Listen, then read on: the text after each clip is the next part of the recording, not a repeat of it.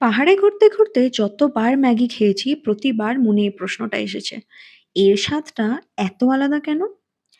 কারণটা বোধহয় ওই ঠান্ডা হাওয়া, ধোয়া ওঠা প্যান আর একটু ওদের ভালোবাসা।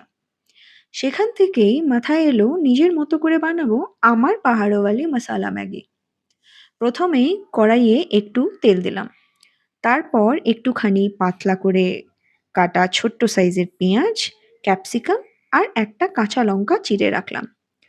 গরম তেলে দিলাম ৩টে ডিম, হালকা নুন, বানিয়ে নিলাম ঝরঝরে এগ ভুর্জি।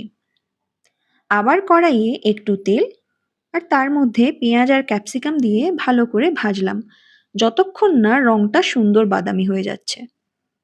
এবার দিলাম এই সাইজের ২ বাটি জল। ভালো করে ফুটে উঠলেই একটু জিরের গুঁড়ো, ৩ প্যাকেট ম্যাগি মশলা আর ফুটিয়ে নেব জলটা মিনিট ৩ মিনিট ৩ জলটা ফুটে যাওয়ার পর দিয়ে দেব ৩ প্যাকেট ম্যাগি আর সামান্য একটু নুন। মিনিট ৭ ফুটে আসার পর ম্যাগি যখন একদম পারফেক্ট, তখন দিলাম ওই ভাজা পেঁয়াজ ক্যাপসিকাম, চিড়ে রাখা কাঁচা লঙ্কা আর সেই সুস্বাদু এগ ভুর্জি।